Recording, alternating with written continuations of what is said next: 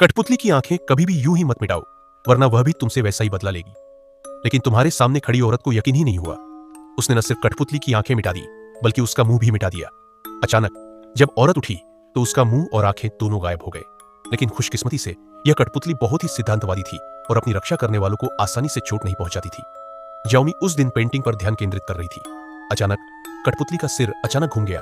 उसने उस पर एक नजर डाली और सोचा कि उसे कोई भ्रम है। फिर उसने सिर हिलाया और पेंटिंग जारी रखी। लेकिन जब वह शौचालय से वापस आई तो कठपुतली के चेहरे पर आंखें और मुंह थे। जाओमी यह देखकर पूरी तरह से भ्रमित हो गई। जाहिर है घर पर वह अकेली थी।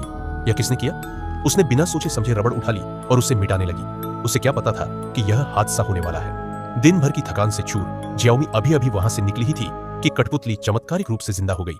उसने वह रबड़ उठा ली जिससे उसके चेहरे के नक्शे मिटा दिए गए थे। शाओमी उस समय सोफे पर लेटी हुई झपकी ले रही थी। उसे इस बात का जरा भी अंदाजा नहीं था कि कठपुतली ने लिविंग रूम का दरवाजा खोला है और बिजली की तेजी से आगे की ओर दौड़ी है। फिर उसने चुपचाप अपना सिर बाहर निकाला और दूसरे व्यक्ति के शरीर पर पैर रख दिया। लगभग 2.5 साल बाद शाओमी आखिरकार जाग उठी। वह बोलना चाहती थी लेकिन मुंह नहीं खोल पा रही थी। पता चला कि कठपुतली ने उसका मुंह पोंछ दिया था। जैसे ही शाओमी घबराई, कठपुतली फिर से उस पर झपटी। अगले ही पल उस महिला की आंखें गायब हो गई।